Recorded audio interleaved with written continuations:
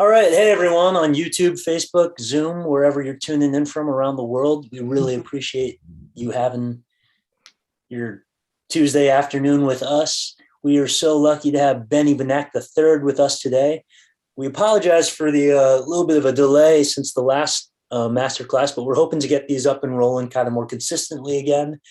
And still, if you were with us for the past three, it's the same format, Q&A version. Once again, if you're new, though, here's some of the ground rules, I guess you could say. On YouTube and Facebook, if that's where you're watching us, we are not monitoring those chats live, so we won't be seeing the questions off there. If you want to ask a question, just go over to Emmet's website, click Education, and then you can sign up. And we send out an email before each masterclass with the Zoom link where you can join. And we have a kind of a classroom setup here where you can drop your questions. If you're on the Zoom already and you're wondering where that is, at the bottom of your screen, there's a Q&A tab. And all you got to do is click on that, type in the question that you want to ask, and we're going to be monitoring those and kind of trying to pick questions that come up a lot in a diverse array of questions and just see where the conversation goes. About halfway through, we might take some people on with the webcam and maybe play for Benny a little or ask questions a little, and we're just going to kind of keep this fun and natural. And of course, we got Emmet here, and there's no better person to introduce Benny than his longtime friend and musical counterpart. So, Emmet, who do we got today? Ladies and gentlemen, from Pittsburgh, Pennsylvania, one of the premier voices on the trumpet and jazz vocals. He's an expert vocalese writer as well. Something I'd definitely love to talk about. I met Benny when he was 16 or 17 years old in the Grammy band, and he loved jazz. He just was made of it. He was a ball of energy. He still is, but he was so excited about the music. And one of my favorite parts about being around Benny and playing with Benny is that he just feels and hears the music and lets it steep into his body and just expresses it fully. Benny comes from a long line of musicians. His grandfather, a trumpet player, Benny Benack, and his father, a banker by profession, but in his heart, saxophone and clarinet player. We played with many times, Benny Benack II or Junior. And without further ado, ladies and gentlemen, Mr. Benny Benack III. Hey, y'all. Thanks for having me, EC. It's nice to see some familiar names and faces in here, but also a lot of new folks, and we're already getting flooded with questions. So that usually makes these things, flow pretty seamlessly. So I would say for everyone else that's tuning in, the more directions we can go in, the more questions you have, we'll try and cover all the ground we can. Yeah. I mean, we're all, young and able to sort through the questions quickly and kind of do all the tech stuff at the same time, but I'll be keeping my eye on it and maybe guide the conversation a little. But to start, I think a great place to start is the trumpet. And obviously that's your instrument. And what decided you, I shouldn't just read it verbatim. What made you decide to start playing the trumpet? And what statement does it make for you artistically? That's a great question. And if there's a way for me to, turn that into a point in a masterclass instead of sort of just an interview question about me, I would say a bit of a cautionary word. Anyone that is thinking about getting into the trumpet, a lot of times I meet vocalists that want to improvise more and learn more about scatting. And they say, oh, well, I love the trumpet. I love Chet Baker. I love Miles Davis. Maybe I can get into it. I would say, if you're going to sign up for a brass instrument, know what you're getting yourself into, because it is really an unrelenting beast that you're trying to tame. And, there are certain aspects of practicing and maintaining a brass instrument that really require a different level, quite frankly, than other instruments. I don't think there's another instrument like the trumpet where you can feel on top of the world one day and then the next day pick up the very same instrument and not be able to do half of the things you could do yesterday. And you have to kind of you have to kind of zoom out and think in the big picture, because this instrument can really drive you insane if you let it. That being said, my grandfather was a trumpet player, so there were a lot of horns laying around the house when I was little, and I sang and played piano first, but I didn't really take to the piano the way I took to the trumpet. And I think the instrument finds us a lot of times, and it's interesting to see which kind of personalities gravitate towards which instruments. And for me, the trumpet was a very natural choice because I'm a very boisterous, loud, obnoxious person. And I think I just found my way to the instrument that, was the perfect vehicle for that. Absolutely. Yeah. And, I think it's great that we've got both Emmet and Benny here, and you have played countless hours together over many years. And I love this question, but to you, Benny, and you can chime in, Emmet, what makes a great rhythm section? What kind of people do you like playing with? Well, I'll be brief and then let the master talk about that. That's more his department. For me, in a rhythm section, what I love is interaction, and something that Emmet and I have done a lot of concerts for kids together. And I have a little saying: improvisation is conversation. And I think that's something that Emmet even is always constantly reminding me of, is this idea of the deepest form of improvisation, when we're really being spontaneous and we're really creating something new, not just kind of rehearsed, prepared material that we're kind of copy and pasting. That only happens when the rhythm section is really engaged. And so for me, I find myself playing the most creatively, the most spontaneously when I'm playing in a rhythm section that is throwing stuff at me, that is listening, that is reacting. And that kind of, to me, is always the most fun. And that's something that Emmet is always harping, I know. So he probably has a different perspective being in the rhythm section. Well, we always say it's about choices and how to make the choices, when to make choices, and committing to an idea, and also approaching all of that with the empathy.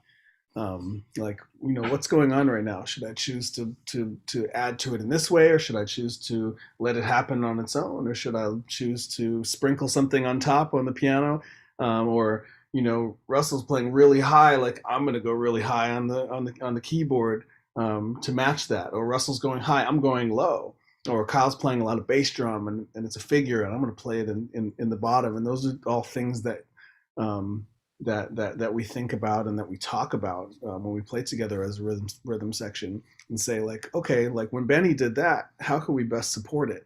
And when Benny's playing really high, I'll probably play really full to kind of fill up the space. Or if you hold out a note, that gives me a chance to really play something rhythmic.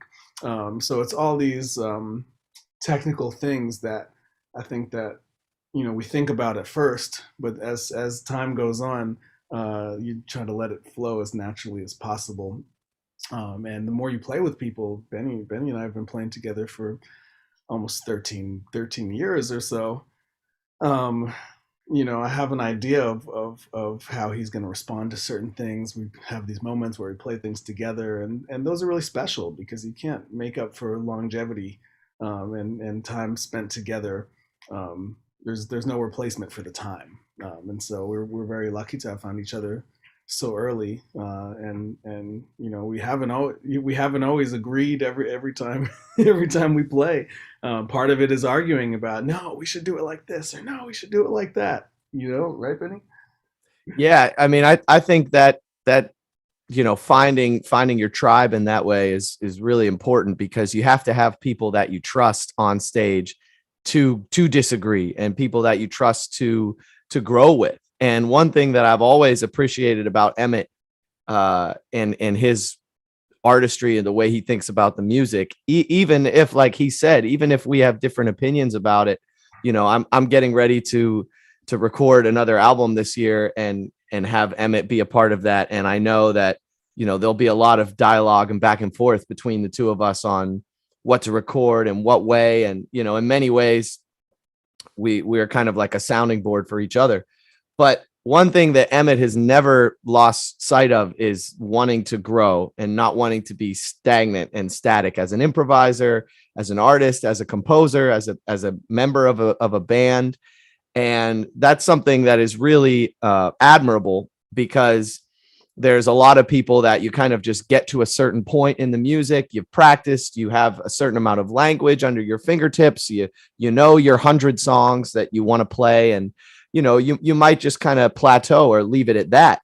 And I think the great thing about the rhythm section that Emmet has cultivated is that they never want to remain stagnant. And much in the same way people talk about Miles Davis's great second quintet and them playing the same dozen songs, for 5 years together. Listen to the way Ron Carter and Herbie and Tony Williams and Miles play So What in 1964, and listen to the way they play So What in 1967.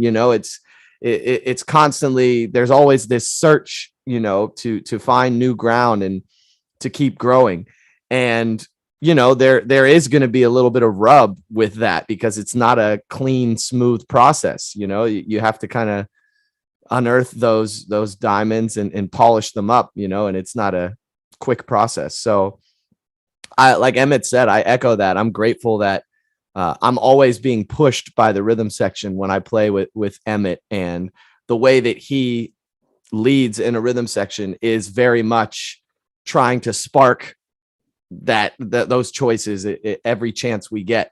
Otherwise you're just playing for jam of the week, or you're just playing with an Aebersold track. That there's no fun in that. Yeah, totally. And you mentioned having all these scales and stuff, and after a while, you've been playing music for so long, you build up all this vocabulary. And somebody's asking this great question about, they say, I can play scales, arpeggios, etc., but how can I work on hearing things better? Most of the time, it's just fingers running versus hearing it. And when I listen to you, I think you're a great person to answer, because you have so much vocabulary, obviously, but you don't just sound like vocab man, you play very melodically. So how do you transition that? I think that's something that I think about a lot, and I talk about a lot when I'm speaking to younger musicians, or, people that are embarking on this journey, whatever age they might be, is that the first thing that we try and accomplish with jazz vocabulary and language is chord scale relationships. We have to know which notes are in bounds and which notes are out of bounds if we see a C minor 7 versus a C dominant 7, right? And the way we learn to speak this language is by emulating our heroes and transcribing and kind of accumulating all of this language. But the thing that happens most after we get all of that is that we end up sounding like robots. We end up sounding like we're just kind of plugging in these various pieces of language. And I think the hardest thing is not actually accruing all of this knowledge, but then filtering it, and that's where the genius is. The people that we all stand outside in the cold to line up and go in here in a club are not the people that are displaying the encyclopedia of information they know at every time, but it's the people that have mastered having all of that information in a supercomputer and the hard drive in their mind, and then being able to know when to access it and know when not to. It's very much the Spider-Man thing of with great power comes great responsibility.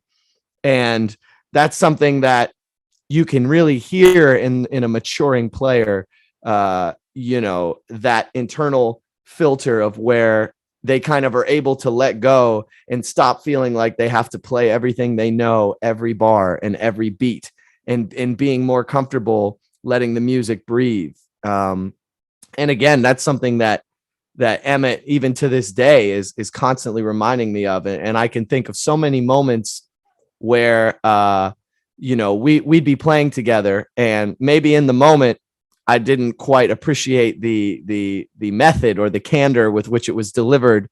If we're playing a gig on stage and I'm checked out, I'm on autopilot mode. I've been playing 16th note lines for a chorus and a half, and I'm not letting anyone else speak. I'm dominating the conversation.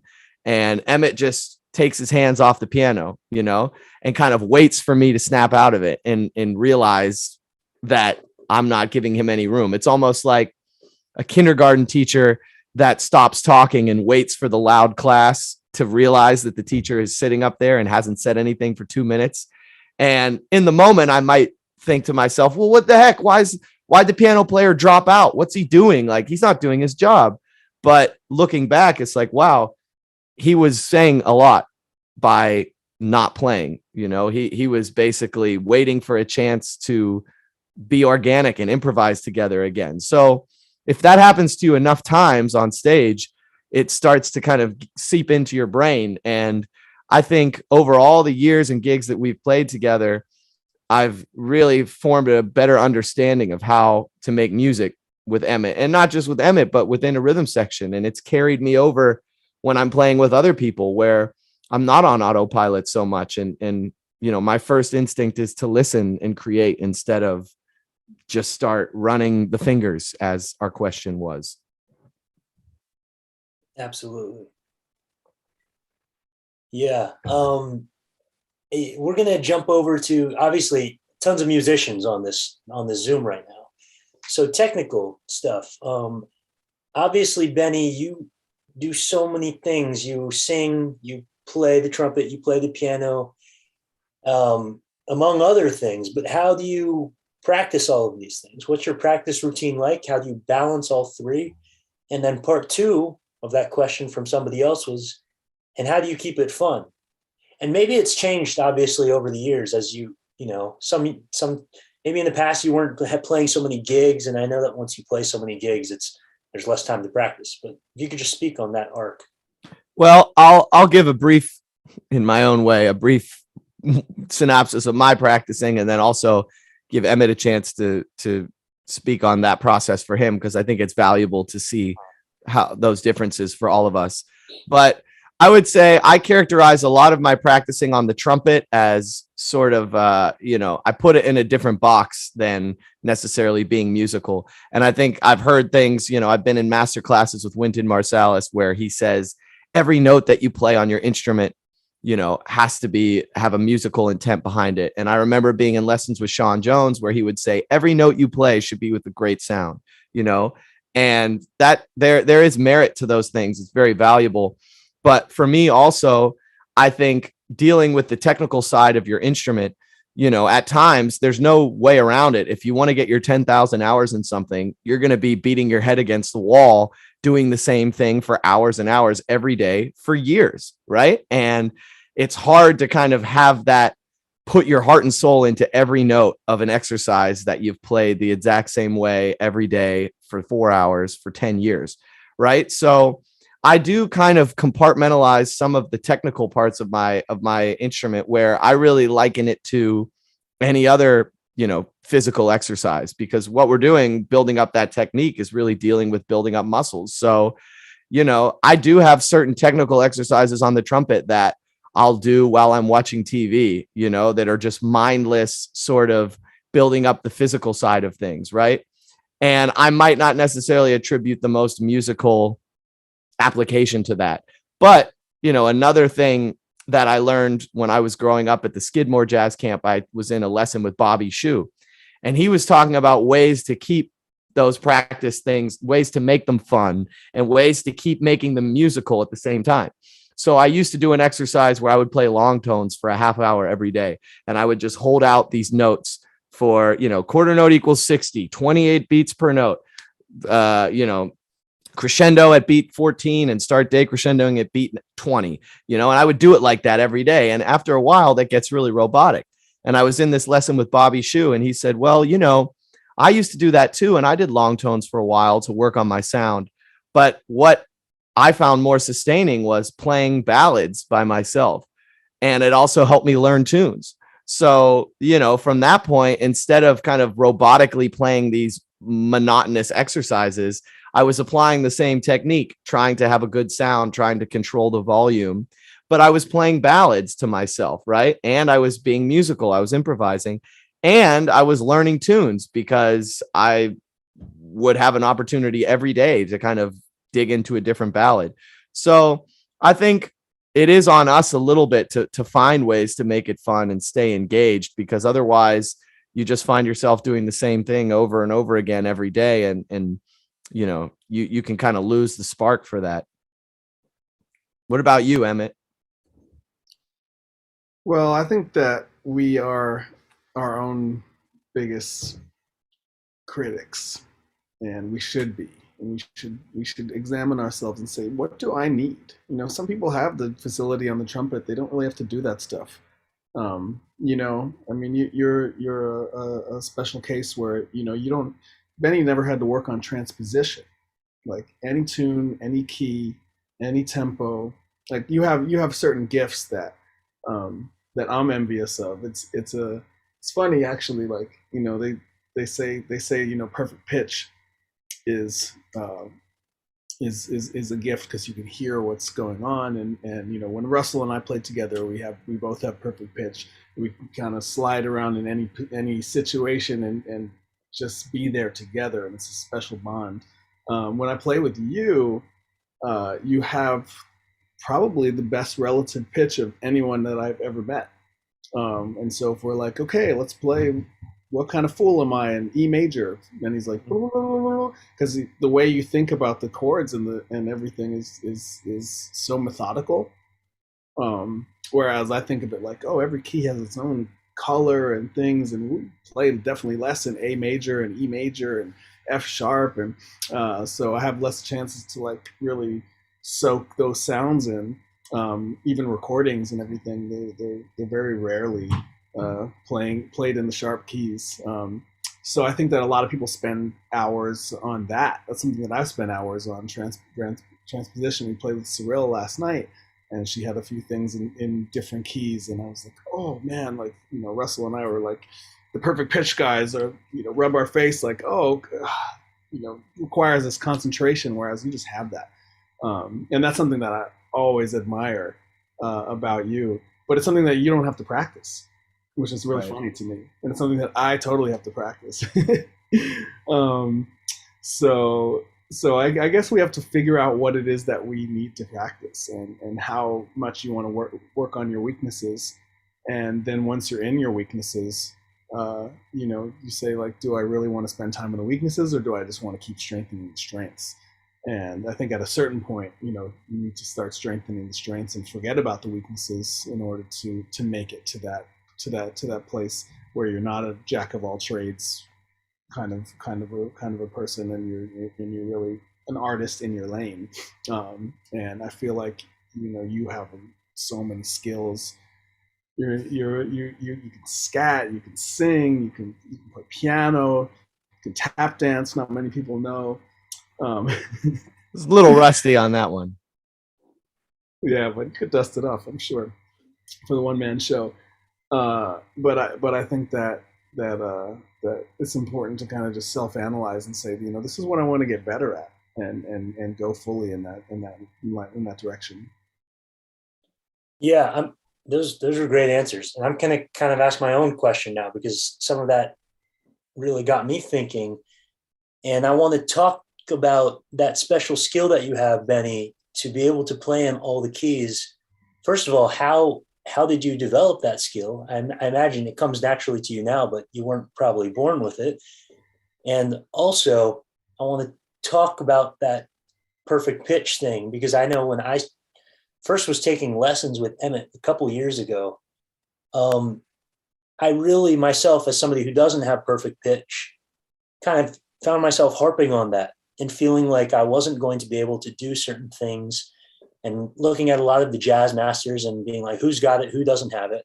And I'm sure there's a lot of people here who also don't have it. And is that something that bothered you when you were younger? And, you know, I don't want to go into it too much, but I think it's important to talk about. Well, I would say, you know, there is the perfect pitch that is kind of like the party trick where you can, you know, Emmet and I both have, you know, gone to music school with people where you could throw a set of keys against the wall and, you know, they could tell you, oh, that's a B flat 3 cents sharp. And, oh, well, when you hit that pencil against the can of pop, it's 3 cents below low A flat, like that's kind of like a fun trick, but it doesn't necessarily have a musical application. And you can't teach perfect pitch, but Emmet mentioned relative pitch, and there is also sort of like a symbiotic relative pitch that comes with our instrument, that if you're really living in your instrument, if you've just been practicing for 3 hours and then you turn on the TV and a commercial jingle comes on, your ear, because you've just been so in it, you have like an enhanced for a real brief time. It's like it's like Popeye when he eats a can of spinach, or Super Mario gets a mushroom. Like for 2 minutes you have like hyper ears, right? Where, because you've just been living in your instrument, that association with your ear is so strong. So for those of us that aren't born with that, perfect pitch, life hack, you can really train your ear. And you can, I remember people at Juilliard, they studied a fixed do form of like classical ear training, where they trained everyone at Juilliard to be able to hear a middle C, whether they came into it with perfect pitch or not, just by sheer, repetition, they were able to get their ear to be able to pick out those notes in space and be able to tell what they were. For me, I never felt like I was at a disadvantage without having perfect pitch, for the reason that Emmet mentioned. In some ways, I could actually hear a tune on the radio that was in a weird key, and I could think about it in a key that I could understand, and that didn't bother me. So it was almost, it's easier for me to transcribe Freddie Hubbard playing a tune that he wrote in E if I think about it as being in B flat in my mind, if that makes sense. And I can hear what he's doing because I just put it into an easier key in my mind, and then then I just go back and do the math and put it up a minor third. And the other thing for me, which is something I encourage everyone, regardless of whether you're a vocalist or what instrument you play, that I'm sure you've heard in a million masterclasses, is the merits of playing piano.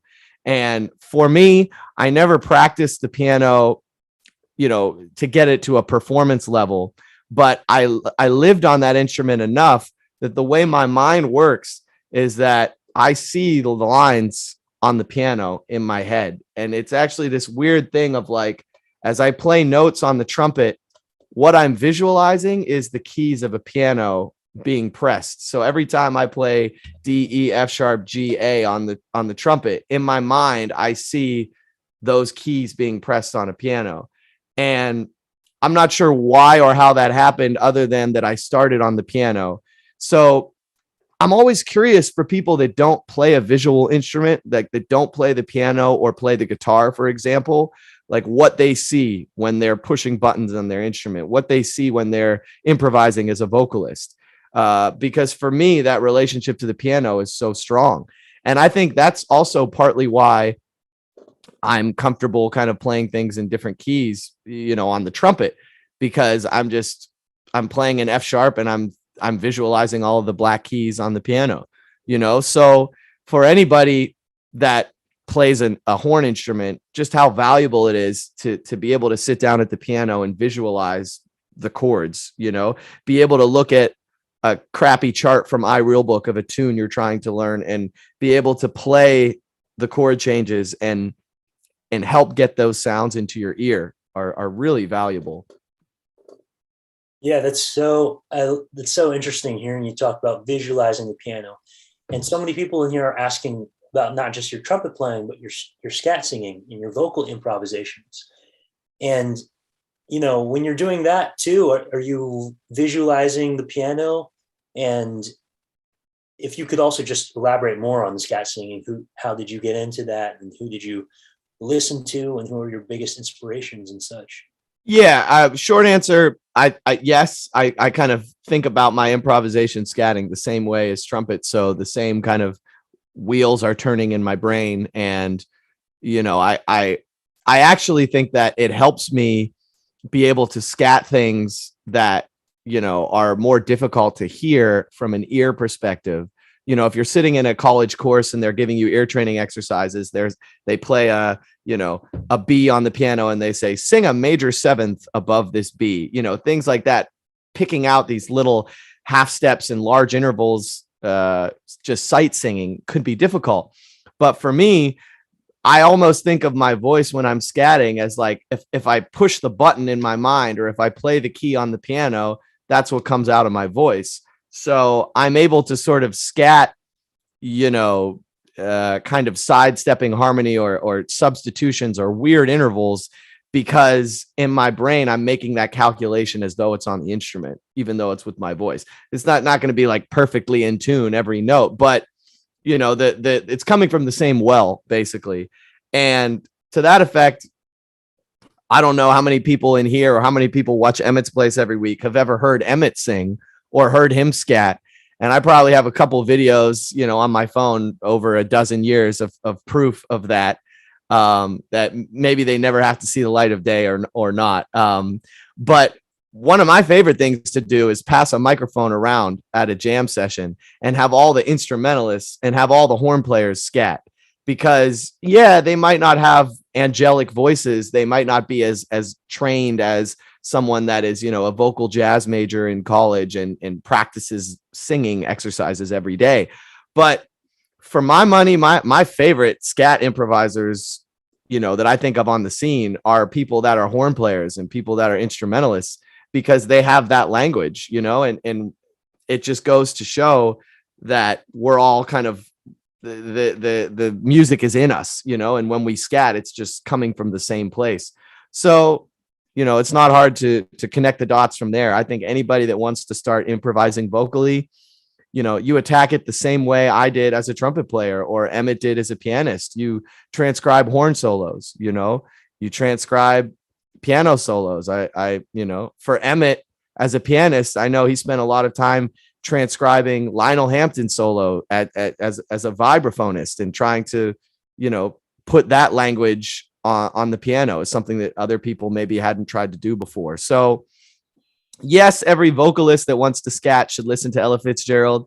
They should check out Sarah Vaughan, All of Me. They should listen to some Mel Torme. There's a lot of examples of wonderful scat soloists as singers, but Ella Fitzgerald, maybe like the godmother of vocal improvisation. Where did she get it from? She was listening to Louis Armstrong. She was listening to horn players and trying to emulate them. So for anybody that, and that's a question I get a lot. People are singers and they want to get more into scatting. You just need to start, accumulating that language in the same way any instrumentalist would, and start transcribing horn players for starters. Benny, we're gonna ask you to put together a vocal jazz playlist. I think, Brian, we should start doing Emmett's Place playlists, and everyone who does one of these should do kind of their top tracks. I think that would help everyone understand where your influence comes from, or begin to understand. So maybe we'll work on that. And I also just wanted to ask you about listening to music with the people you play with. That's something that we've done quite a bit of, especially as a community in our first years in New York, getting together, having hangs where we listen to music and roll it back 300 times to hear, like you said, Lionel Hampton play something, or Freddie Hubbard play something, or the comping that Cedar does. Can you just talk about those times that we had, and how that's a type of transcription as well? Yeah, absolutely. I look at that kind of as the difference between active listening and passive listening, and something I was guilty of as a young student, being a trumpet player. I would fast forward my favorite tracks until the trumpet solo, and I might transcribe the trumpet solo on that track, the Clifford Brown solo, the Roy Hargrove solo, and I could play that note for note. But I was guilty of, I would transcribe Freddie Hubbard, You're My Everything off hub tones, and I transcribed him playing the melody note for note, right? And I transcribed his solo break, and I transcribed his solo, and that's the only part of the track that I ever bothered to listen to, except for maybe like the first 4 bars of James Spaulding's solo after Freddie finishes, as I'm rewinding it. And, I learned a lot that way, and I could play a pile of language on the trumpet that way.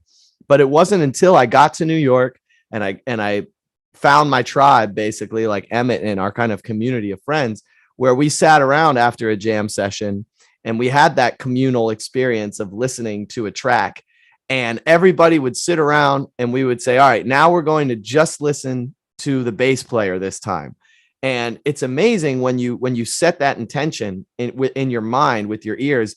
It's almost like you have all the instruments on like an equalizer in iTunes, and you just turn up the bass in your mind and you turn everything down, and you'd be so amazed. You know, I remember really, it was like eye-opening. It was like a light bulb moment listening to a track where I said to myself, I'm just going to listen to the bass player. It's amazing how everything else kind of fades into the distance, and you feel like that bass track is like someone cranked the volume 400% on it, if you just listen so intently to that.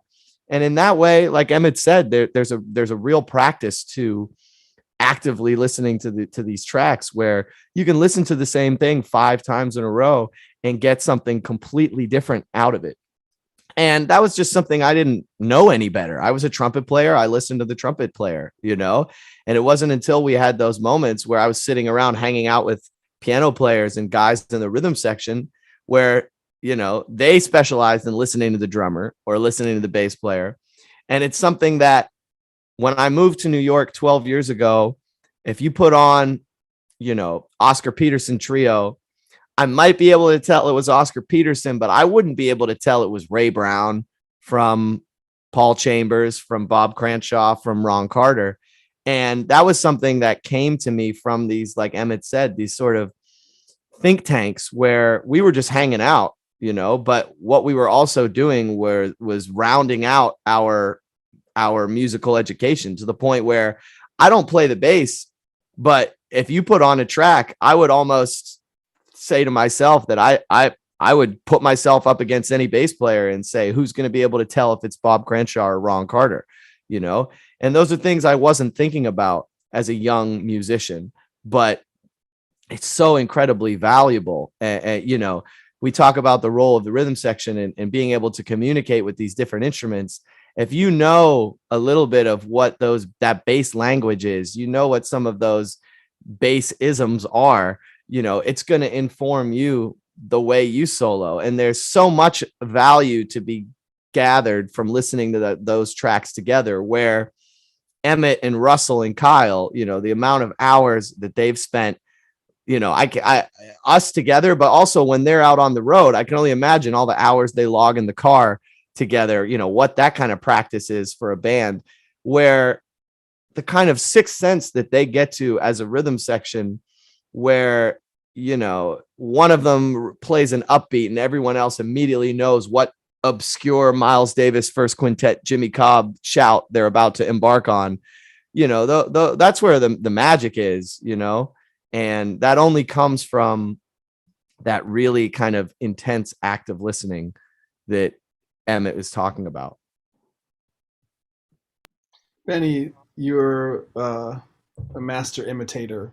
You know, all the jazz musicians that I know who play on a really high level are great imitators. They do amazing impressions, and they also can copy their favorite musicians. You're holding your trumpet. I was wondering if you would do 4 or 5 just brief imitations of the way some of your favorite trumpet players play, or a way that they would kind of express on the trumpet. Little bit of imitation so people can see how you think. Yeah, I mean, I would say I'm happy to do that. And I would say that's something that was impressed upon me from a young age when I was transcribing. I was at the Vail Jazz Workshop in Colorado working with Terrell Stafford. And he was imploring us as we transcribed, not just to get the notes, right? Not just to kind of understand, even if you write it out, you know, you can read a transcription from a book and you can say, oh, this was a sharp 9 to flat 9. This was a tritone substitution. And there's merit in that.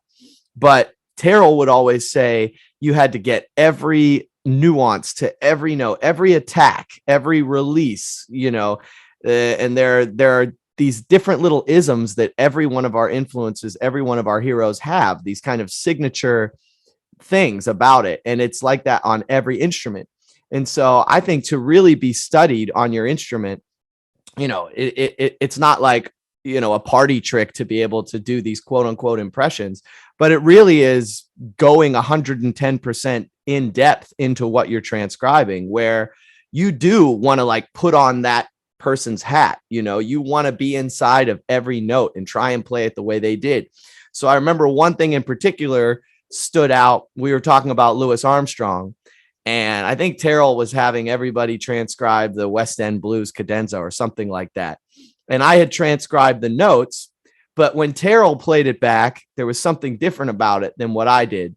And, you know, I'll maybe demonstrate it and maybe give the floor an opportunity to see if they can hear what it is. I didn't really hear what it was until Terrell pointed it out to me. And then it was like I could never unhear it. It's kind of a technical thing. So I'm going to play this little fragment a couple different ways and see if anybody can pick up on what I'm talking about. Okay.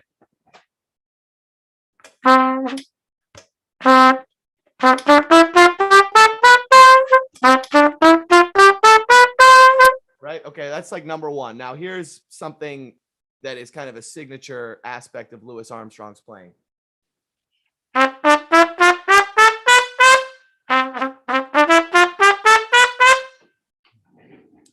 Right now, to an untrained ear, that might sound really subtle, but the difference that Terrell Stafford opened my eyes to, that's a very subtle thing about Louis Armstrong's playing, is that when he comes off of a note, he actually is, you know, there's so much kind of steam behind it. There's so much momentum behind it that the pitch actually goes sharp. And in a lot of cases, Louis Armstrong had so much power that he would play a note and almost accidentally start lip trilling into the next partial, because his natural sort of come off, like his natural decay to his articulation, was to have the pitch go up. So if you're imitating Louis Armstrong and you go, you know,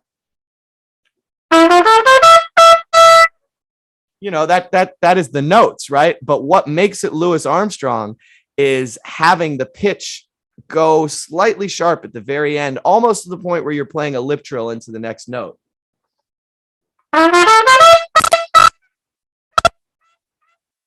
Right? So like the shape of that articulation at the end is going, the shape of it's going up. We'll cut out.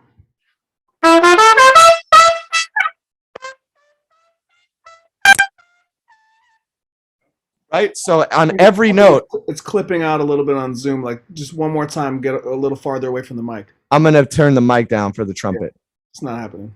Is that okay? All right.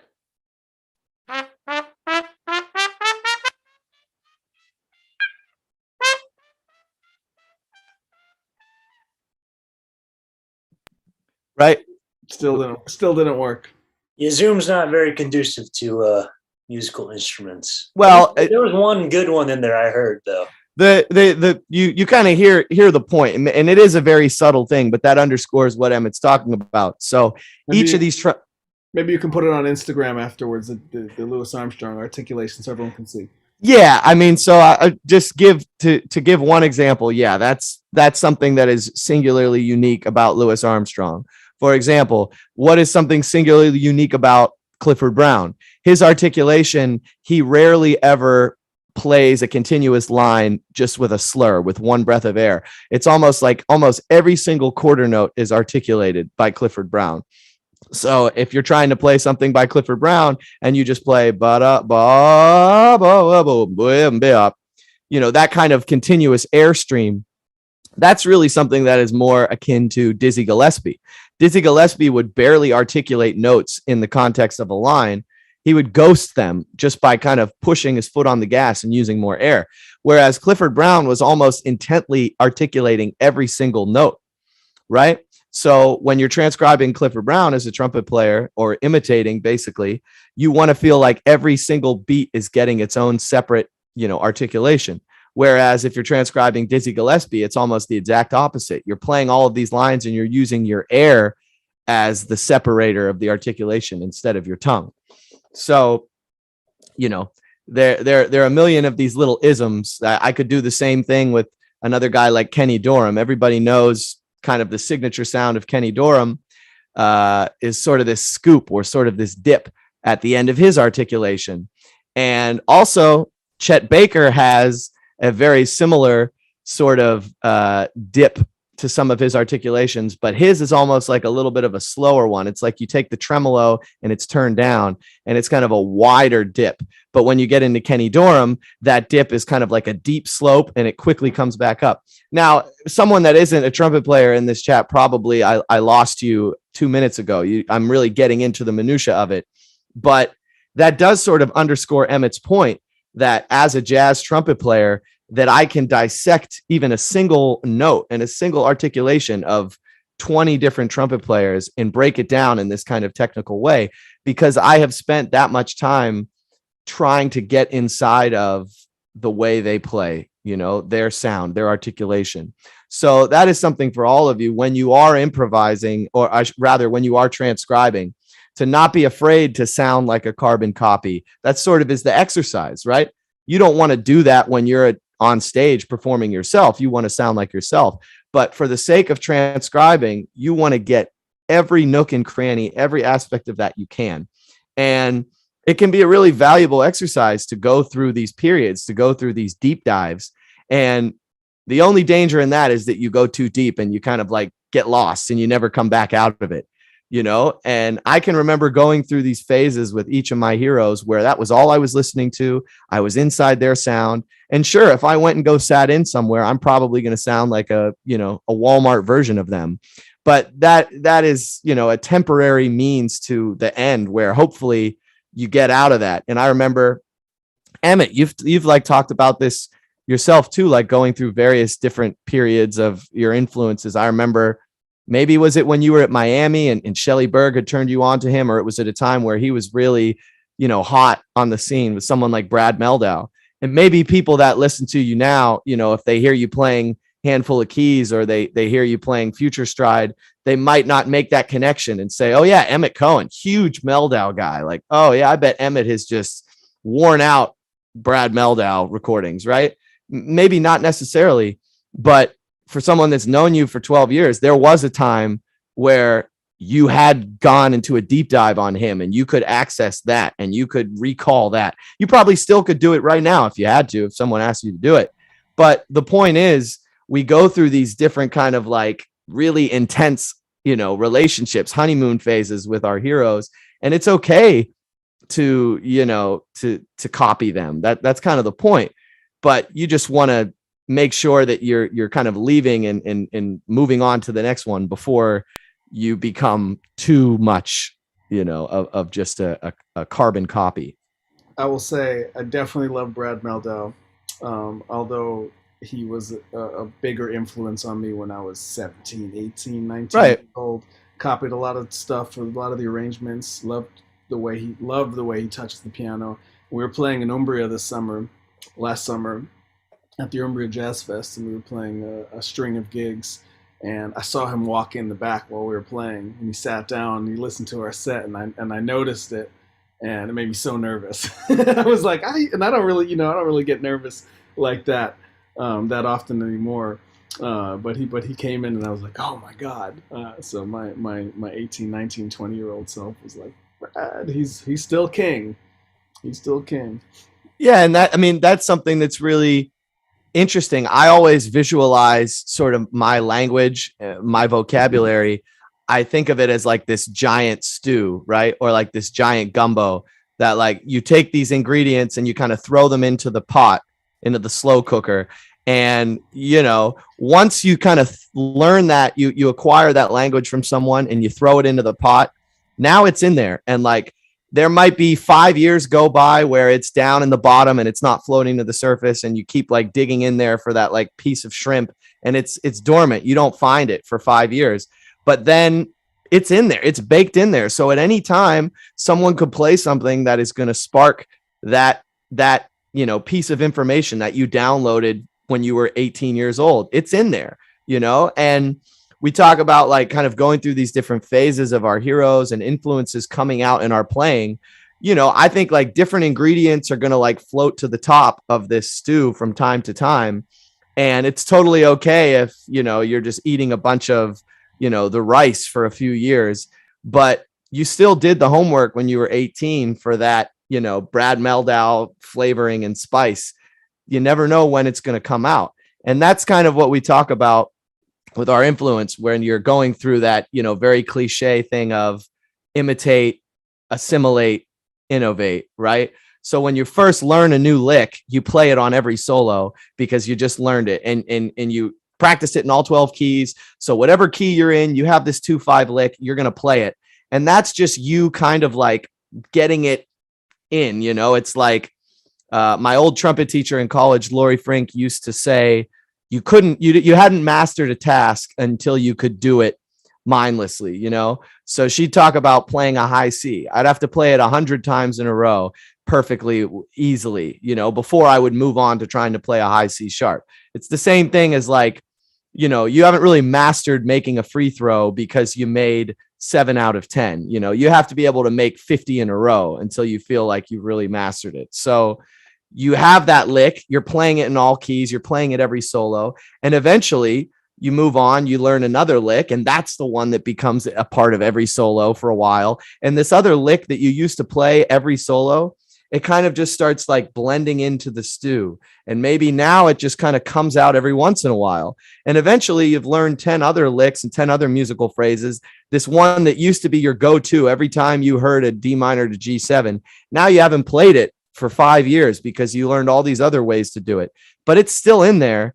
And it might happen 5 years later where something happens where that lick comes out. So it's like, once you're throwing all of these different things kind of into your kind of collective stew, that's where you're unique. That's where you're yourself, because now you're not having to think about putting these things in. They just come out because they've totally just become a part of who you are. Yeah. Don Messimer says, but when do you become you? And you answered it. I want to answer it too. I think that there's a lot of pressure to be you, or to be original, or to be, sound like yourself, or have your own voice. Every human is unique. We're all us. You're not born and you never say, when can I stop being my parents? When will I be my own person and not them? You take influence from them for years, and you develop your personality, and then life prompts you to be yourself. And I think the more you think about being yourself, the harder it is to be yourself. And it's something you want to have as natural as possible.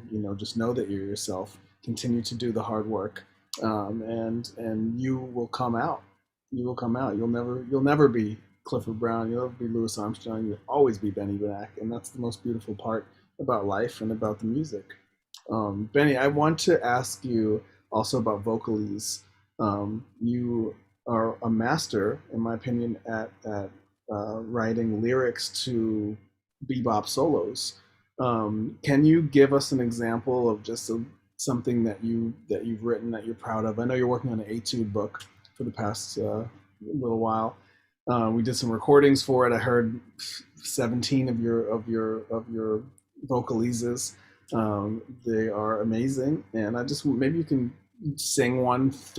play one through for us, sing it, and then talk about how you created the lyrics to it, or just give us a little example of the thought process. I think that would be really valuable.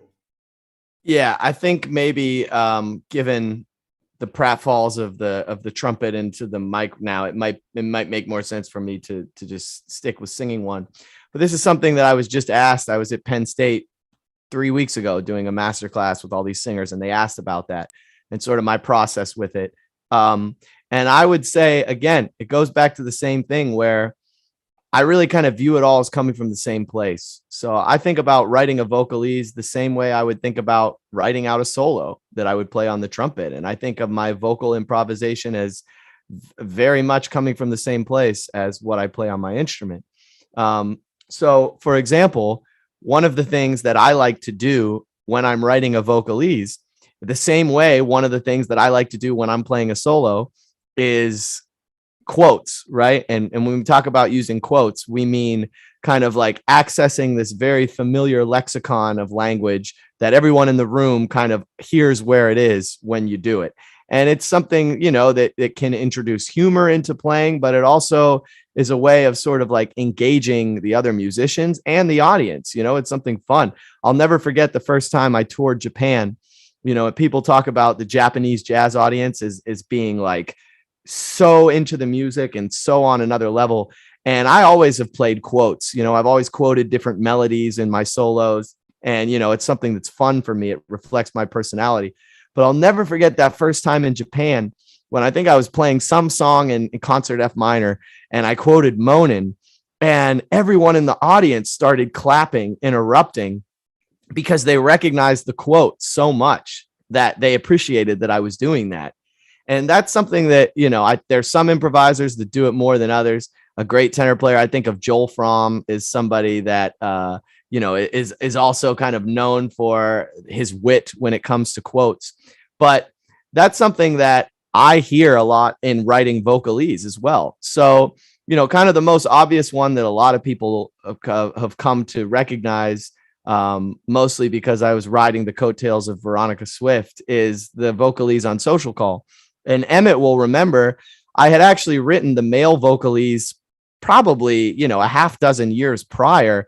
And I sang it on an audition for the Monk competition for vocally, which was the year after Trumpet. And I made it in the Monk competition as a trumpet player, and I didn't win. But in my mind, I was like, well, that's okay. I didn't win, but wouldn't that be cool if I made it 2 years in a row on different instruments? That'd be like my own kind of, my own kind of gold medal. Obviously, it didn't happen, but I had written that vocalese years ago. And then years later, when it came time to record, I said, well, what if I wrote like a female, counter argument? What if I wrote another chorus that was the girl responding to the guy trying to, get back with her? So that was sort of the inspiration for that. But sprinkled in throughout that vocalese are references to other kind of iconic vocalese solos, right? There's one moment in there. So am I insane, or do I really see a world where you and I could be together forever? Someone that is kind of a student of that language understands that that's coming from Moody's Mood for Love, which is probably the most recognizable sort of in like pop culture, the most notable vocalese of all time.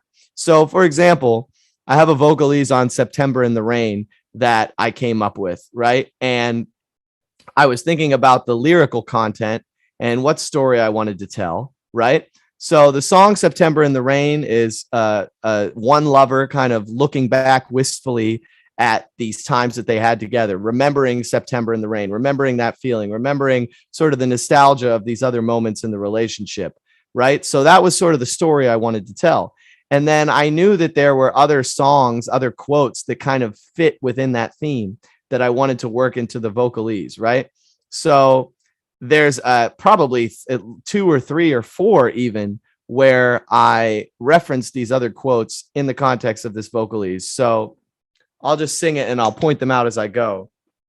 Right?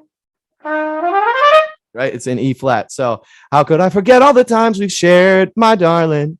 In the rain, in my brain, they remain a constant reminder of the days when we were young and foolish. Okay, so that's like number 1. That's one Easter egg. Young and Foolish, Tony Bennett, Bill Evans, right? Great recording. Emmett's Trio plays that tune. It's gorgeous. So Young and Foolish, right? That fits into this theme of an older person reminiscing back on a prior relationship. Days when we were young and foolish. But when we made mistakes, we made them all together. Look at us now. It's safe to say that we are blossoming towards our golden years. And yet, whenever I am with you and we're not apart, then and only then do I feel young at heart. So that's another quote right there, right? James Moody, an incredible improviser, incredible vocalese artist in his own right. I think of a great recording Emmet showed me of James Moody singing Young at Heart, right? And again, that is the same, that fits in with this theme, Young at Heart. It's very appropriate for the theme, right? So now I'm into the bridge. You make me feel like spring has sprung. Okay, you make me feel so young, right? That's another one. Now I'm up to quoting 3 songs. You make me feel like spring has sprung, and our love, it will never die. I know that though our youth is done, you will always be my lady, and I'm your guy.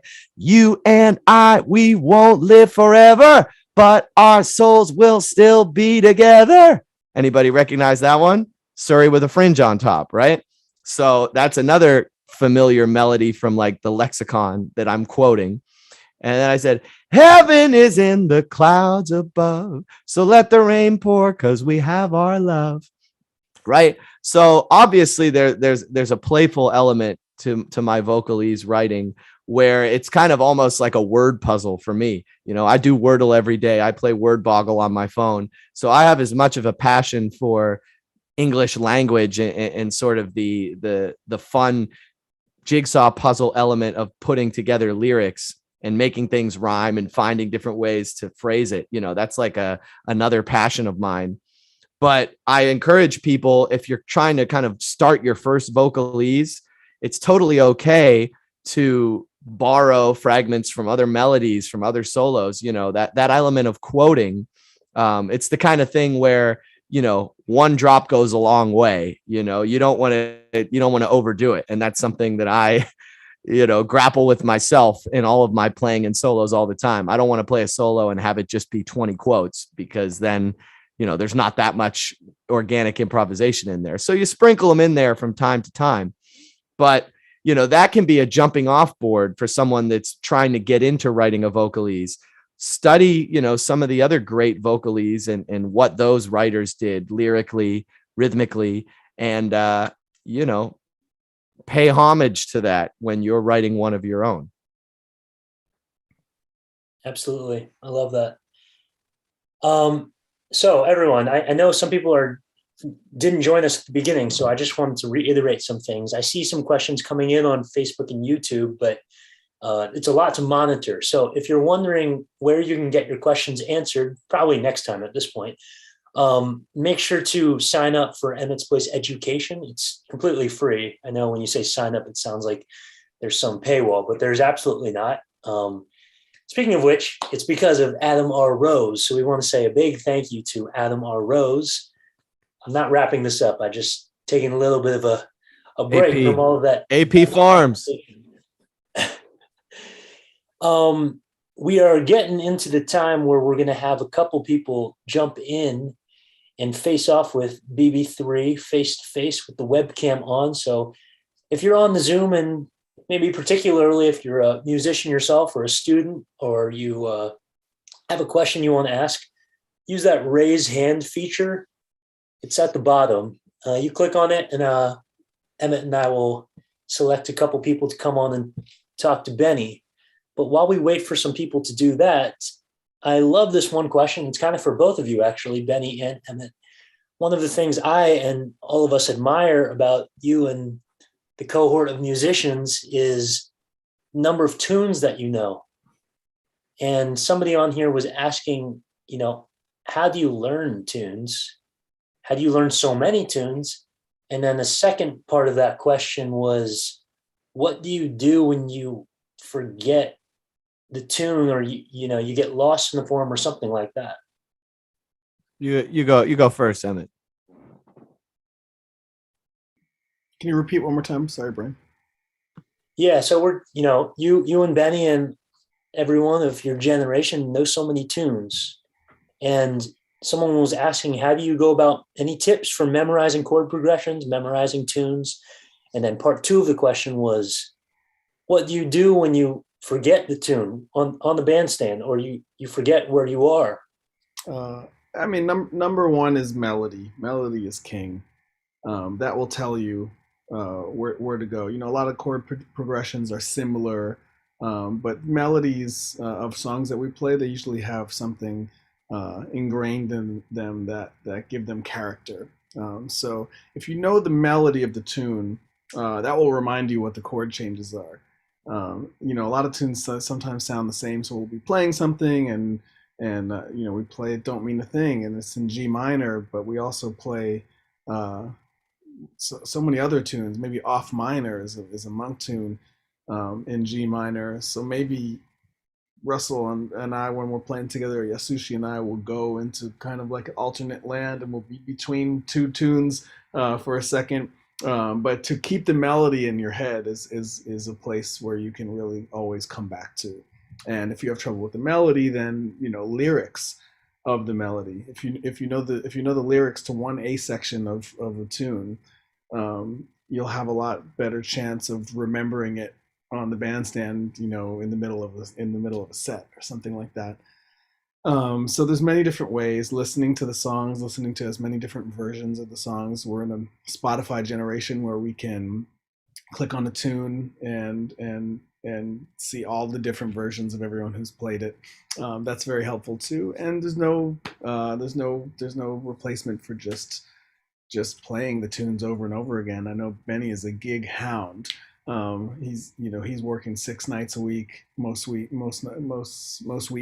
in New York City, playing little gigs, playing at bars, playing big concert halls, playing weddings, playing pop tunes, playing piano, playing at the Carlisle, one of the most diverse calendars I've ever known. And Benny is just playing these tunes over and over and over again, and knows more than almost anyone else in our generation. And I think it's something that you have to have a passion for too. Some people play sets of entirely original music. Benny and I tend to not do that at this time in our development. Maybe there was a time and place for that, but we dedicated a lot of time and energy to learning these tunes and to fostering the development of standards in our community because we love it.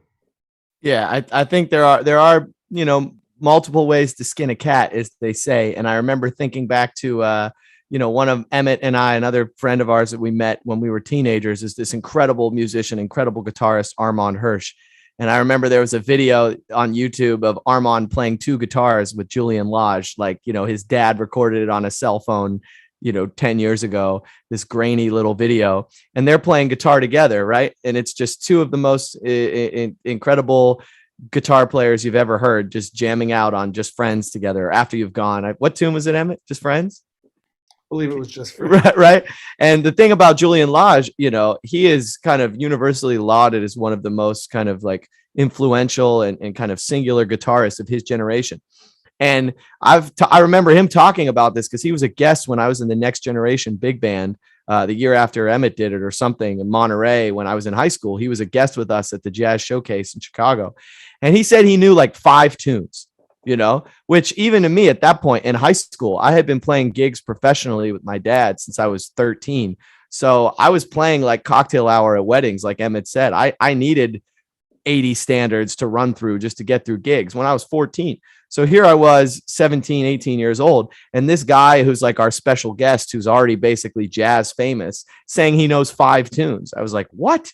Why didn't he do his homework? But it's like Emmet said, there are some artists who devote themselves to their own music and also, speaking a language in a more organic way that isn't tied to knowing every Cedar Walton tune and knowing every Benny Golson tune and knowing the shout to every Benny Golson tune and knowing the intro and outro to the Horace Silver tunes, and this kind of other lane that Emmet and I sort of, spent more of our time learning. But, there's something to be said for both. It just really depends what space you want to occupy as a professional, and for me, like Emmet said, I wanted to make money. I wanted to be like a working musician. I didn't want to have a day job. I didn't want to have anything else. So I looked around, and what that meant for me as a trumpet player was, do I know the backgrounds on this Stevie Wonder tune and Michael Jackson tune? And do I know Bruno Mars so that I can play this wedding gig and make $400 on Saturday, versus can I play the outro to, Strolling by Horace Silver if someone calls it on a jam session? I wanted to sing it. Let's hear you sing it.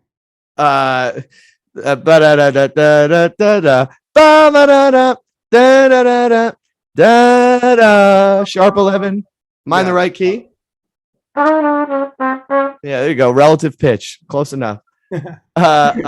So, that made sense for me because I needed to learn those tunes to survive on the gigs I was getting called for. But there's a whole other ecosystem in New York City of musicians who probably know 5 tunes.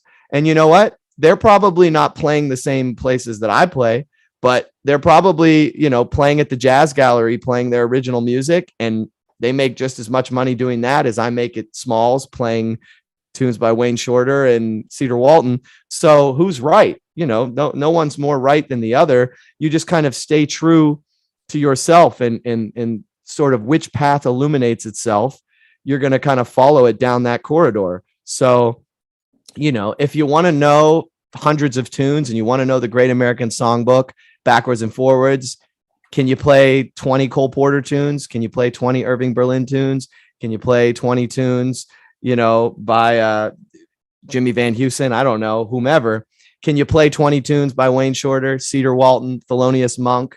Do you have that in your bag? That's probably going to lead to gigs in this realm, right? And then if you're kind of focusing on another lane, then there's other gigs that will avail themselves to you. So, if you want to play with me and Emmet, you want to play the places where he plays, then, you kind of look at what he studied and you do that. But if maybe the people that you're looking to that inspire you are in a different lane, then you kind of, look at what they studied and try and emulate that. Right on. All right. We're going to get Yuval, who's been with us since the beginning and is always enthusiastic, and we really appreciate that. We're going to get you on here, and let me just do the tech part of this. One moment. There you are. Let's see. Hey, can you guys hear me well, or? Yeah, how you doing? I'm good. How are you guys? Good. All right. So Benny, this is kind of a music question, but every day it feels as though you're growing more and more. This is for like anybody in the music business that's like doing that does amazing things, like you, Emmet, Bryan. How do you handle that weight of expectations that comes with growing even bigger and bigger?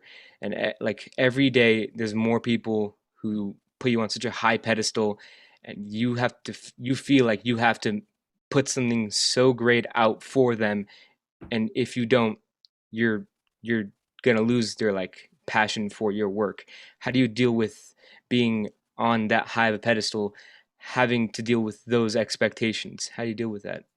Well, I'll go first because I think I'm 1/100th as famous as Emmet is at this point. So he could probably speak to that more than I can. But I would say the biggest thing for me, I never lose sight of all of the people that, shared this music with me, and all of the people that taught me lessons when I was a kid, when I was a nobody.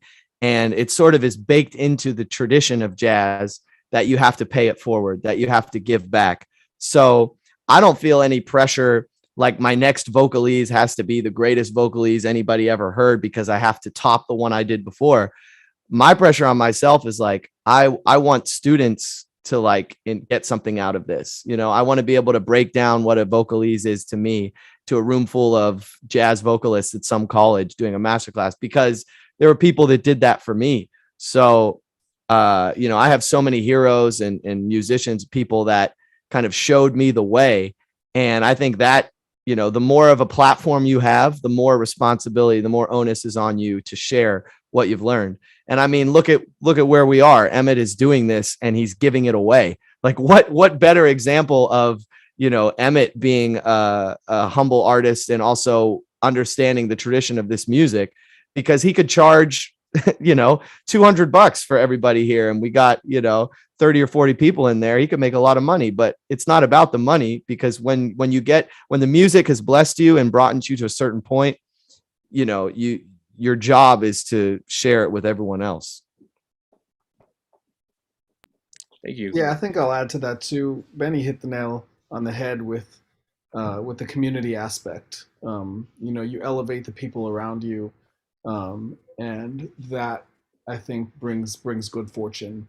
And that's what I've tried to do with Emmett's Place and here at Emmett's Place Education, and all the stuff that we do, especially when we play with the trio. The band is so good that I always try to remember that even if I'm playing nothing, it's going to sound good. And then just try to add to the situation.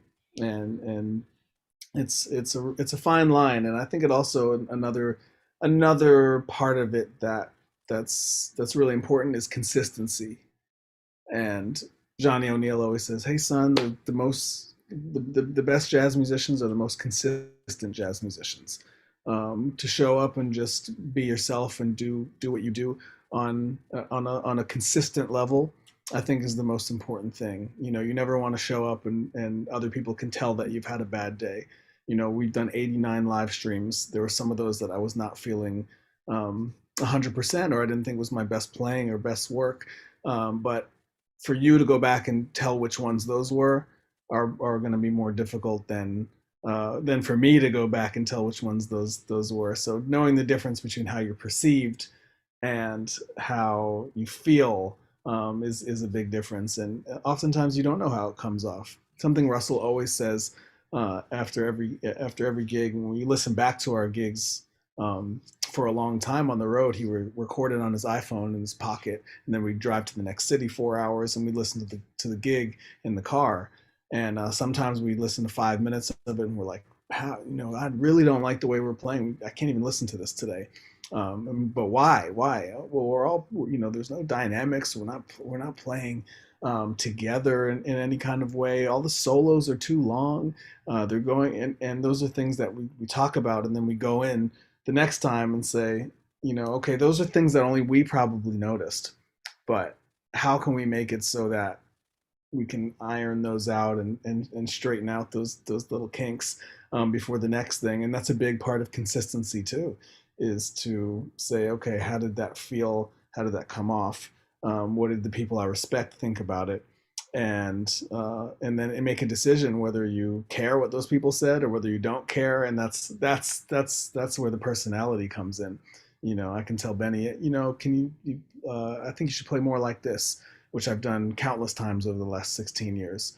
And Benny will say, no, man, I'm doing it like this. And that's one of the things that I respect too. When somebody says no, or somebody says, no, I'm going to think for myself on this one. So it's all a give and take, you know? Awesome. Yeah. Thanks for your question, Yuval. Thanks, Yuval. Oh, thank you guys. I go to this like small Jewish school, and there's like nobody that plays jazz other than me and my teacher.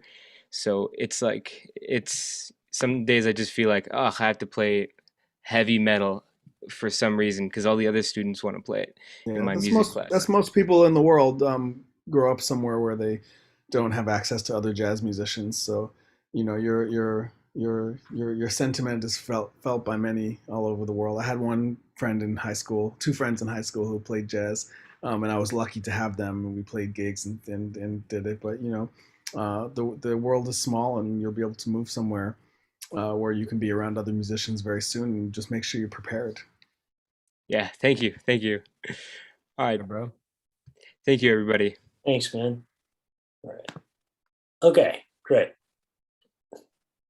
Moving, we're going to get, I think, probably one more. Maybe. But before we do that, I'm going to let one more person on there. As we're checking that part of it, we're coming up on the lightning round. So for those of you who've tuned in, you know, we always close it out with a quick, try and get as many questions in as we can. And we put Benny on the spot and try and get him to answer them as quickly as possible in 1 to 2 words. So drop those in the Q&A. But in the meantime, I'm going to come to one more person, E.N. Ken. I know you've been on there for a hot second, so I'm coming to you for your question. Here we go. Here you are. Hey. Hey there. How you doing? How's it going, All right, guys? man. Nice to see y'all. Really enjoying this. Thank you guys so much for doing this. Great. Yeah. Happy to have you. You have a question for Benny? Yeah, man. It's about technique and about you know, working on stuff. There's so much to do, and you know, when you pick something to work on, how do you know? How do you know you've got it? Like, how do you know you've got it good enough to move on to the next thing? Or do you just keep stepping up the ladder and bringing up the rear? That's about the best way I can put it. Yeah, that that's a great question, and it goes back to what I was talking about with my trumpet teacher in college, where basically she would give me a series of these exercises for my lesson, and I would have to play them for her in a week, and she would determine if I had mastered it or not before she would kind of give me the next iteration of it. So whether it would be go up to the next partial, or okay, now you were playing it 3 times in one breath, now play it 4 times in one breath. And it would kind of be this challenge for myself where I'd be like, let me see if I can master it in a week. And I would come back in. And even if I played the exercise perfectly, precisely, she wasn't results based in that instance. So she wasn't listening to see if I pulled it off, if I played it correctly. She was listening and watching for the process. So the simple answer is, it goes back to what I was saying with free throws. Just because you can do something doesn't mean you've mastered it until you can do it comfortably, and you can do it without compromising any of your, physical nature, right? So that's the opposite of when we're performing. When we're performing, if I have to play a high note on a concert and it's the last note of the song, all of the things about having proper technique and form that I worry about when I practice go out the window. And my teacher encouraged that. She said, I don't care what you have to do to play that note in the concert, whether you got to mangle up your body and scrunch up your air and, break every rule, because it's a performance, and that is results conscious, results based. But when you're practicing, it's the exact opposite. So you're not doing yourself any good if in your practicing to accomplish something technically, you're compromising your physical being, right? So she wouldn't let me move on and go to the next up the ladder, so to speak, until I had demonstrated that I could do it comfortably and I wasn't compromising anything. I wasn't twisting up the trumpet. I wasn't getting tight. I wasn't using too much pressure. So that would be my answer to you, is that when you can do something effortlessly, right? The trumpet, we're talking about range. When you can play a high C as effortlessly as you play a middle C, right? And it doesn't require any extra gesticulations to do it. That's when I would say, okay, now let's move on to the next partial. Let's try and play the high D tomorrow, So do you keep pushing yourself after your lessons? Do you keep pushing yourself technically on these things, or do you kind of let them slide and move on to something else?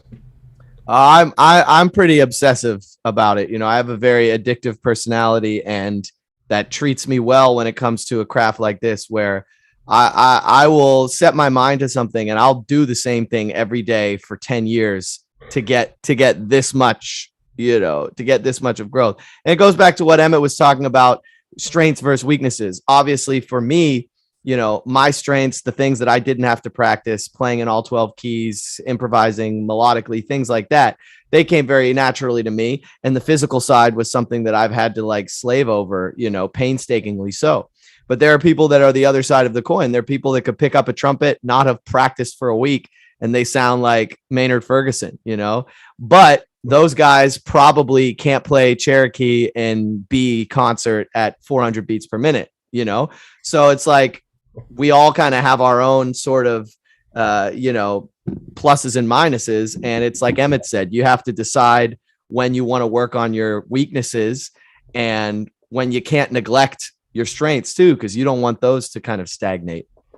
I'll add one little thing. When I was in college, I was overwhelmed by all of the information that was coming at me. I was taking lessons with Shelley Berg. He was hitting me with huge concepts every single week about accompanying, about life, about feeling music, about classical music, about jazz. Like all the stuff just was too much. It was like this giant avalanche, and I was just trying to catch any bit of it that I could. And over the years, as I gained experience, I would have aha moments that's like, oh, I understand that now. Oh, I get what he was talking about now. I think I'm starting to come around on those things. And the longer you spend with it, you realize that the concepts are related, and you have to put in the hard work. But also, a lot of our practicing happens in the experience. There's no practicing playing a gig except for playing a gig, and then you learn those things, on the gigs. Thanks. Awesome, guys. What's your name? Ian? Ken? It's Ken. EN stands for English. Okay, Ken. Because I was on a global Zoom, and there was people from different countries, so we had to put our language first. Okay. Well, you're still on a global Zoom here, so. Yeah. Thanks, Ken. Appreciate you. Thank you guys so much. All right. We were going to go to the lightning round, but there was only one other person with their hand raised, so that'd just be wrong if we didn't get them in here. Danny, we're coming to you for your question for Benny.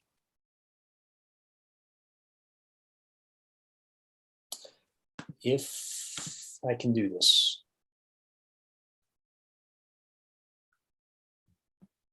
Oh. Not letting me. I think it's trying to.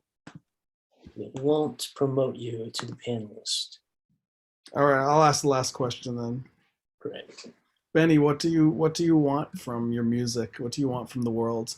What are the bigger concepts that your music has taken over, and pushes you every day, knowing the fragility of everything, being able to see the world, having toured so many times in Ukraine, other places. What does this music mean to you? I will answer that, and it looks like Bryan has got our friend Danny here, so we'll answer it. It'll be a two-parter. Hi, thanks for having me here. Hello, everyone. My question is, I'm curious about how do you manage your time, like for studying both of your instruments? I'm having trouble with that because I am a singer, but I am also trying to get better at playing the piano, and I have trouble, like, when should I sit and play piano and when should I sing, or should I? I think we got a little jumbled there, but I think we got the main crux of it, right, Bryan? Yeah, well, I would just say, maybe don't think of it so much as compartmentalizing them. Don't think of it as now I'm practicing piano, now I'm practicing singing, right? Because they all kind of tie into one another. So for me, my practicing when I'm scatting, it still is informing, strengthening my ear for when I'm playing trumpet, and there are probably a lot more things in common you can accomplish with your piano playing and with your singing together than you even realize. That's one thing I would say. We can get into a whole other thing about just time management in general and how there's only so many hours of the day. But, as someone that is a multi-instrumentalist, I try not to look at them like they're these separate plants that need water. I kind of think of them in the same, they're in the same pot, and when I water one, I'm watering all of them. And everything that you're serious about, you should do every day. They always say in yoga, your best practice is your daily practice. Spend a little time every day with both, as much as you can dedicate. Thanks for your answers, and thank you for making this. It's awesome. Yeah. Thank you, Danny. I think Emmet's pretty much spot on about that, and I think we can't underestimate the value of even like 15 minutes of doing something. Sometimes you get home, it's the end of the day, you've been at work or you've been at school, you went to practice, you had all these different things going on, you're exhausted, you don't have 2 hours that you can put into it. But even if you have 15 minutes, you might be like, what's the point? What am I really going to do? It's like Emmet said, like there's a lot that can be gathered, a lot that can be accomplished in a real short amount of time if you're focused. So just try and find those nooks and crannies of time in the day to get it in. And regarding Emmet's broader question, to sort of, bring things to a wide angle close, I would say for me, artistically, I've always been very tied into, or it has always been very tied into me and my personality. And the type of person I am is very much, I can't help that insecurity come out, that I want to be liked. I'm a people pleaser.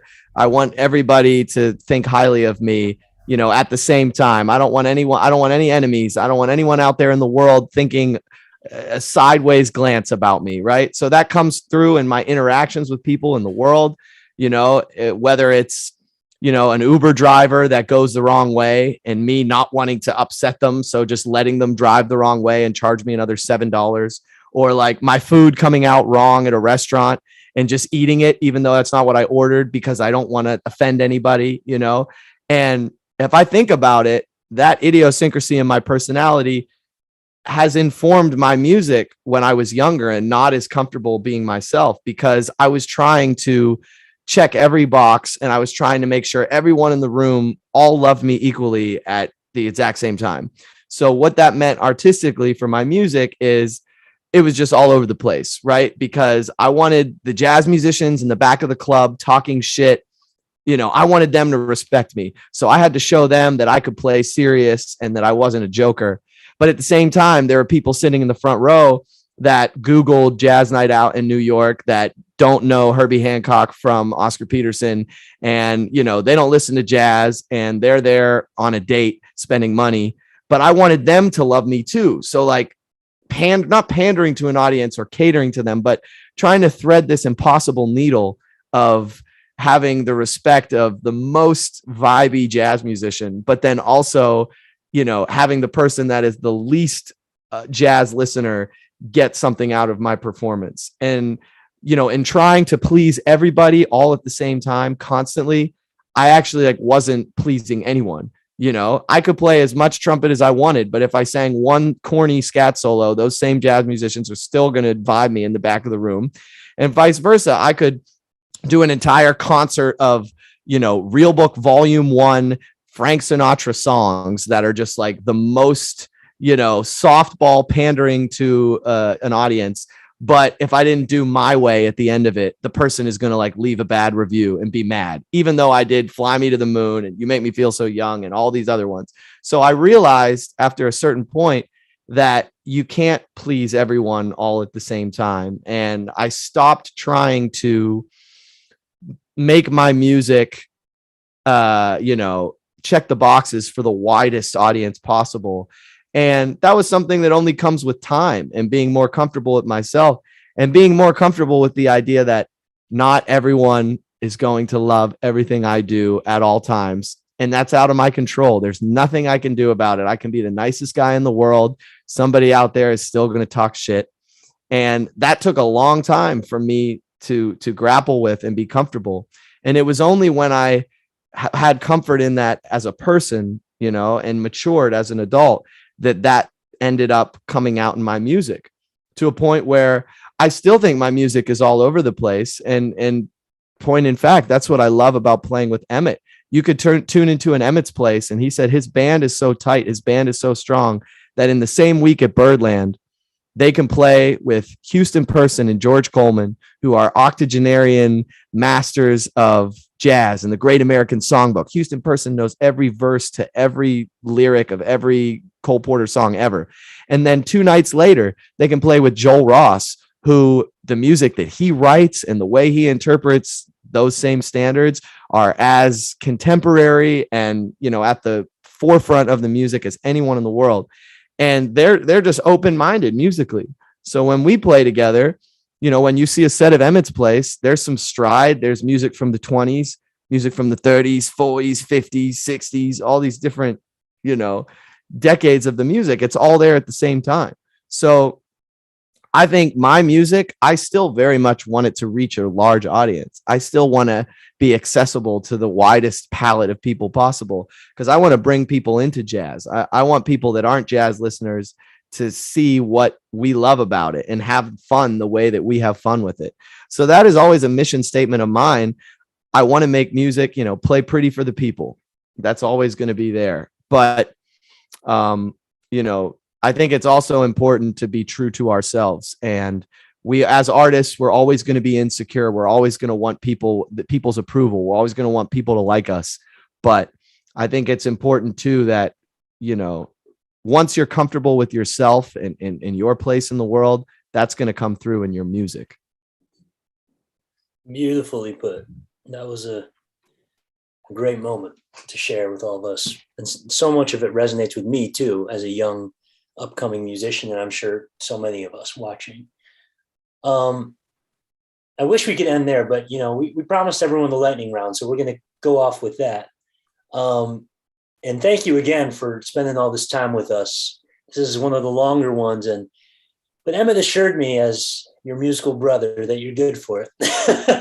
Yeah, I'm sure. I'm sure no one that knows me is surprised that we've run over time.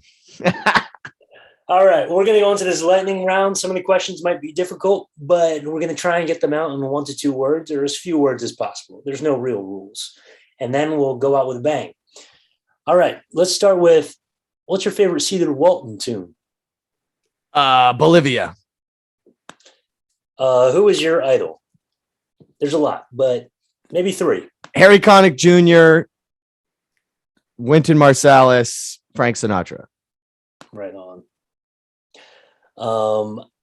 Any special ointment for your trumpet lips?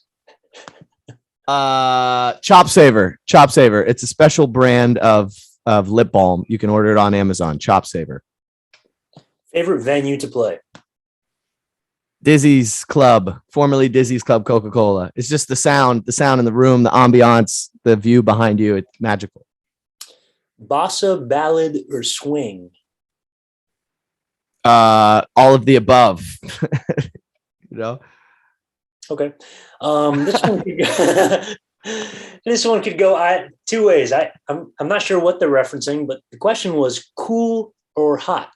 Could be reference to music or temperature. I don't know. Man, again, I feel like that how can you pick one? There's a time and a place for everything musically, and if I'm programming a set of music, I probably want cool and hot side by side. How about for your temperature? How about for the bedroom when I'm sleeping? I like it very much to be cool. I need it like 62 degrees. It needs to be cold. I get overheated very easily. I need to sleep in a crypt. Wow, 62. That's pretty cool. Any favorite gig that just pops out in your mind right now? Favorite gig? Probably when I got to tour with Christian McBride's big band, in Europe, because that was like old school jazz. It was like a big band traveling one-nighters, sleeping on a double-decker bus. That's probably as close as I'll ever get to being in Kenton Band or Buddy Rich or Duke Ellington or Count Basie.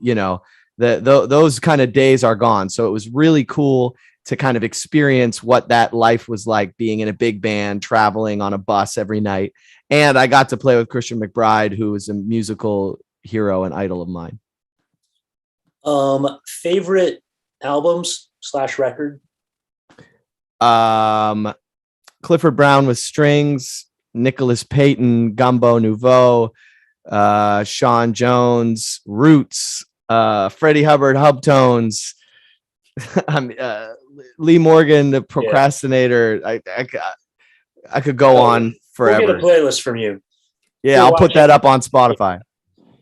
I like this question. Resources if you have no money? The internet, and if you don't have Wi-Fi at home, can you go to a computer lab or a coffee shop somewhere or a library that has the internet, right? I mean, even if you don't have access to, you don't have a smartphone or anything like that, everything is out there on YouTube. Everything's on the internet. Totally. And then the last question that gets asked every time and has been a stumper for everyone, but favorite tune? Favorite tune. I would probably rather say like favorite composer, because there are certain isms in each composer that we love. And when it comes to the Great American Songbook, Cole Porter is my favorite, just because of the way he deals with harmony. I love the chords that Cole Porter comes up with are fun for me to play on. So the Great American Songbook, my favorite songs, probably something by Cole Porter. And then if you want to go jazz composers, I love Horace Silver. There's something about playing those different grooves, that excite me, that light me up, that cause me to play in different ways. And also, kind of that hard bop spirit. So you could pick any tune by Horace Silver and it would probably be one of my favorites, How about favorite tune this week? Favorite tune this week. Dang, you are putting me on the spot. That's a tough one. We're going to get a tune out of you. We're going to get a single tune out of you. Yeah. What am I shedding this week? You know, probably my favorite tune this week is going to come to me at 7:00 tonight because I'm going to Birdland to see Surreal play because I'm subbing for Wayne Tucker, who just was on with her at Emmet's last night. I'm subbing over the weekend and they want me to come see the show to prepare. So I haven't found my favorite song yet because I'm going to see the show at 7. And then I'm going to learn what my favorite song is because that's the one I'm going to listen to 1,000 times in a row before Friday. So, you know, get back to me after Birdland tonight. All right. All right, folks. Evidently, this man has some sort of product conflict that prevents him from naming a single tune or something. Okay. How about La Vie en Rose, you know, by Cyril Aimé. I'm probably going to play that one this weekend. It's a very, very famous YouTube video out there. So we'll go with that. All right.